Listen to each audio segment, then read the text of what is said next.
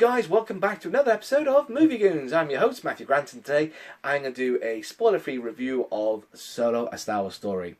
This film has had a lot of doubt in the Star Wars community, and I will stick my hand up, I did have doubt with this film. Because of the director change, because of the actor, and some of the choices that we're going to do with the film, I did have a lot of doubt with this film. So I'm not going to go too much into the director change to Ron Howard. Okay, everybody knows that drama. Everybody knows that. Especially everybody knows what with the main star, which because I've got to go to my notes. Okay, because I can never pronounce his name properly. Eldon Ehrenreich. Okay, I'm not sure I'm pronouncing his name right. He whistleblowed on the old director and so on, and hence the whole production got halted and changed. He got sent to acting classes as well. So I've read quite some disturbing reports of the film, and this film was doomed until I saw the first trailer. The first trailer, I went, right, you got my attention, and I'm actually looking forward to it. Right, I wasn't expecting that because I didn't know what I was going to get. I was thinking, you're turning a lovable character into a 3-film franchise within one of the best franchises on the planet, Star Wars. That's a bit of a risk. They took a big risk with Rogue One, but it's something that us hardcore Star Wars fans always wanted, and that paid off. Did this pay off? I'll tell you at the end. Such a big risk. But anyway, I'm going to get to some of the characters and some things that I liked and some things I didn't like. Okay.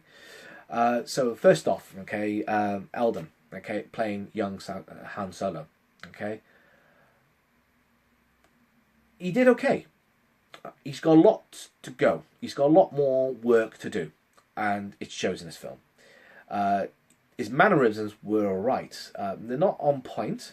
His voice could have been better. But when he was running around shooting and so on, I went, yeah, you can tell you had a lot of influence on another character as well to become that character. You can tell he's a very he's very heavily influenced. Solo is, but you had the grand roles for him, and they turned away for a couple, but they used a couple and they kept the couple working quite well. So I was okay. I was like, right, okay. His voice wasn't like Han. He doesn't look like Han, but that's another reason why I'm glad they didn't do the whole facial reconstruction like they did with Peter Cushing as Grand Moff Tarkin in Rogue One, because that would be very distracting and quite cost a lot of money, because especially he's been the main actor, the star of the film. He did an okay job. He's still a bit rough around the edges. He's still got a lot more work to do. With the other 2 films coming out, hopefully we will see him develop into Han Solo as we know and love. There was a few things which didn't feel like Han, but it is still early days yet. So I'm going to wait out on the next couple of films and then give my overall opinion on it, and I hope that changes. But at the moment, I'm going to sit on the fence. At the moment, it's still his first outing. Then you had Beckett, played by Woody Harrelson, which is almost like he was a smuggler himself. Okay, he first met Han, and they were trying to get a piece of equipment from the Empire. Okay, and Solo wants in on that because he kind of points out that you're a con man and you're not who you say you are. He calls him out and so on, and then Beckett throws him under the bus, which was actually done quite well, and that's how Solo meets Chewie. Okay, get into a fight, and then Chewie was literally about to kill him, and then Solo started talking Wookiee, which I found to be really good. And then those 2 come together and they escape, and then they go on with Beckett, okay? Because you see in battle trailers as well, you see with Beckett throughout. Like I said, that's not too much of a spoiler. Okay? I'm not going to give real big spoilers out. And how that dynamic worked as well with Chewie, that friendship that they build, and you can tell they got that bond. The bond was there really too quickly for my liking, but the bond, you can tell the bond is strong, and it carries on to the other movies, the ones that we all know and love. New Hope, Empire, Return of the Jedi, and The Force Awakens. You see that bond as well. You can tell they had a real big bond as well, which was really cool. Next character, okay, which I think was actually really quite good, and there's a lot more to her, like with Solo as well, and that's played by Emilia Clarke, Aura. Okay, I think I can't pronounce the name right. I can't pronounce names right properly. I do apologise, but you know who I mean.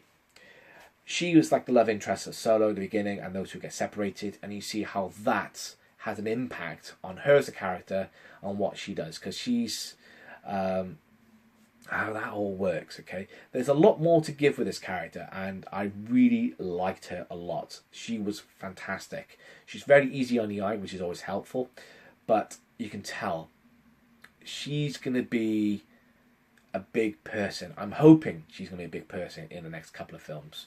So, like I said, I don't want to spoil the film too much for the character, because if I do, I want you to go and see it.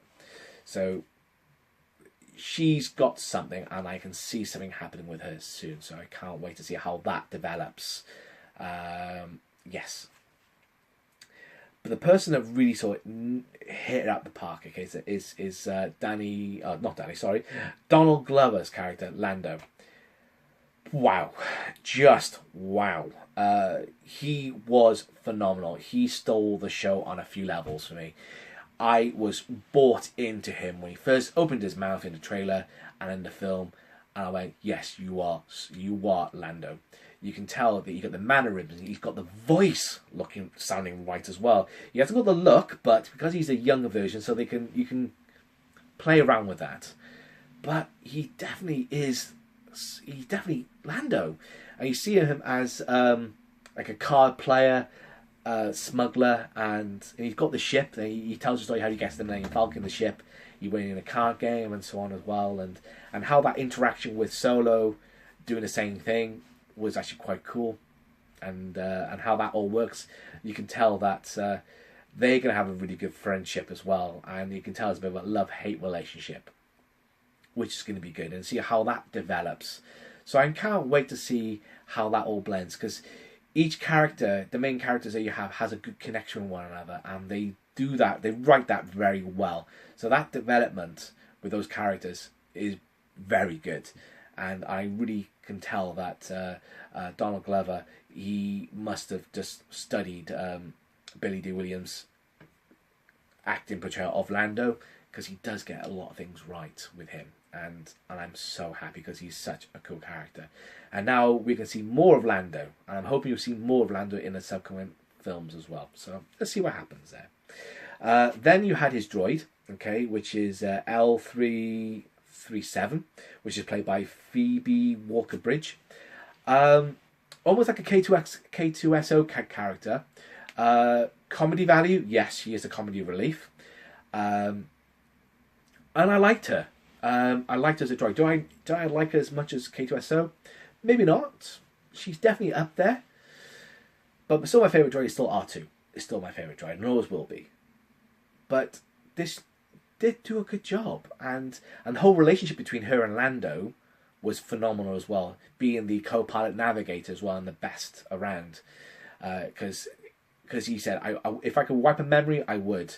But she's got some of the best star maps in the galaxy as well, and he got me out a few pinches as well, so he said something like that. And damn right, it is a really good love-hate relationship between them, but it is a very strong relationship that they have, which is phenomenal. Moving on, okay, there was a bit of a cameo of another droid, okay, Anthony Daniels, he made a quick cameo. Okay, I'm not going to tell you where, because I don't want it to spoil it, but all I'm going to say, there was a cameo with him in it. Which was quite cool. It was good to see Spot Anthony Daniels in that.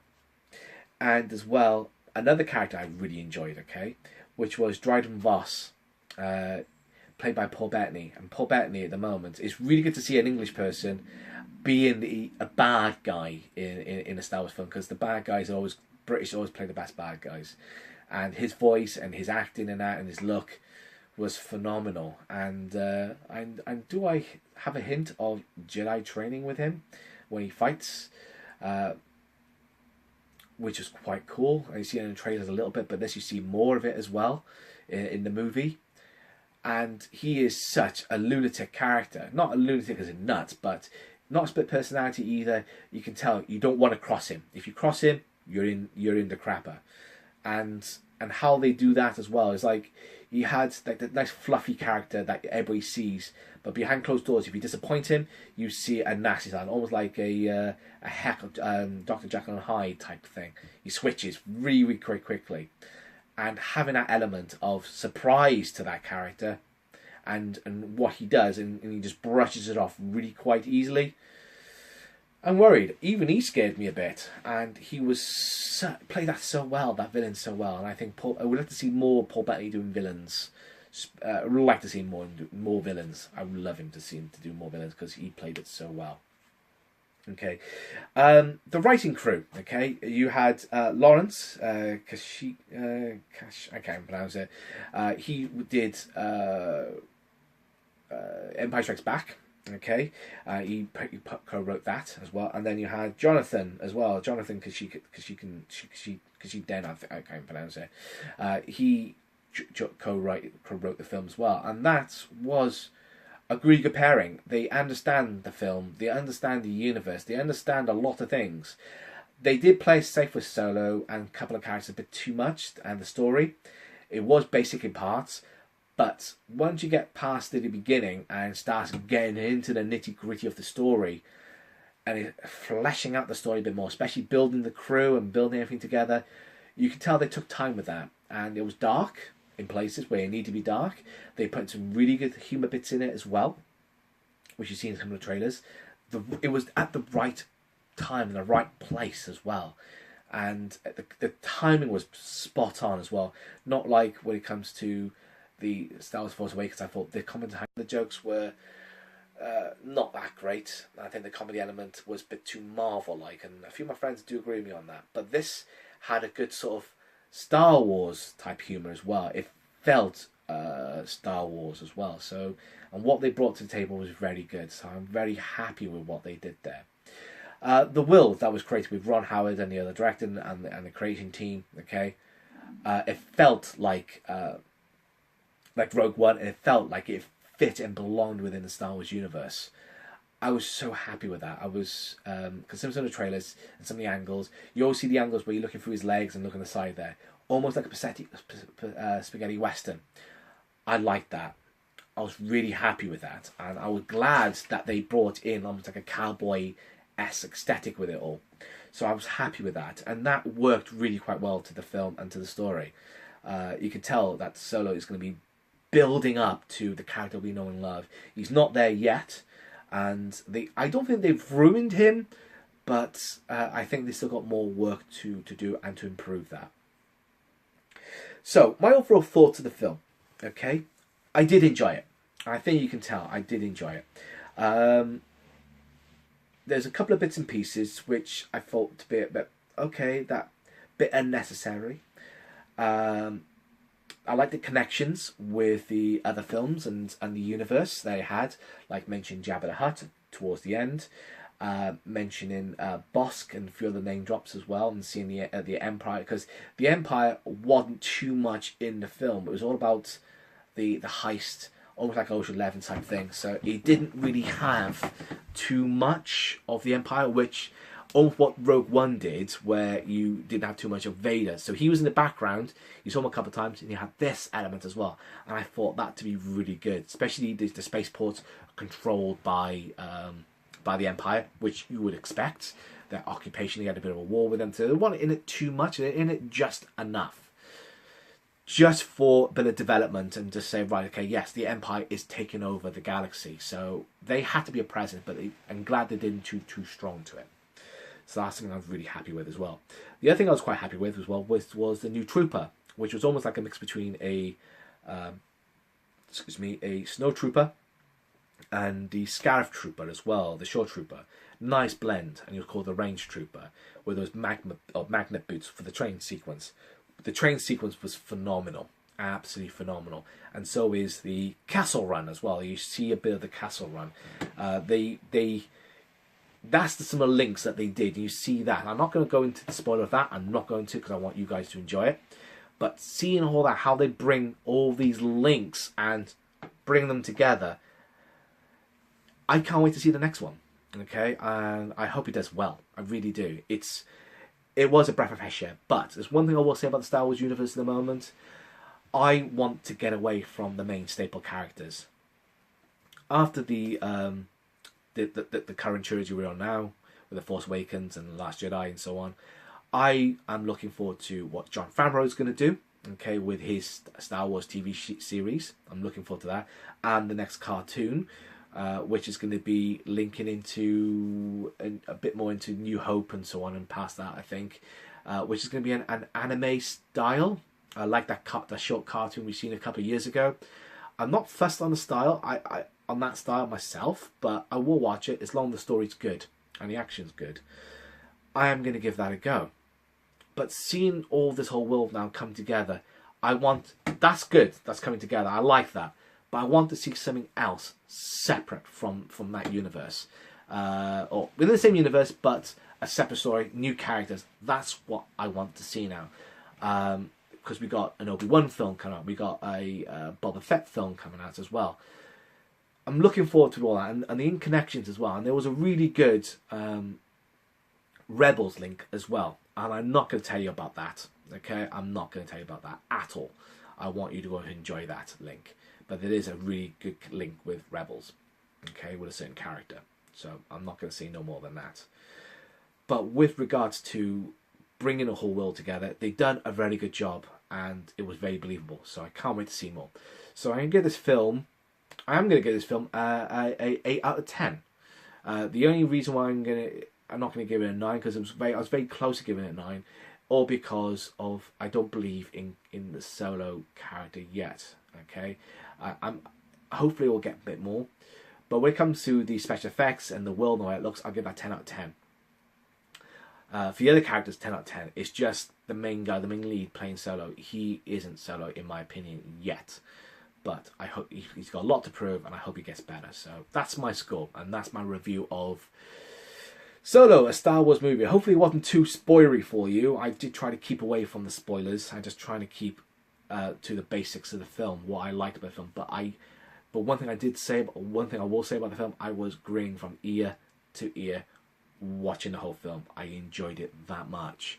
I am going to see it again with my partner, and I might go and see it again with my my other podcast partner Terry, hopefully. And maybe we'll do a quick little video together. Might just do that as spoilers maybe. And do that soon as well, within the next week or so. So hopefully you'll get a chance to see that. So this is Movie Goons signing out, and I'll see you guys soon. Take care. Bye-bye.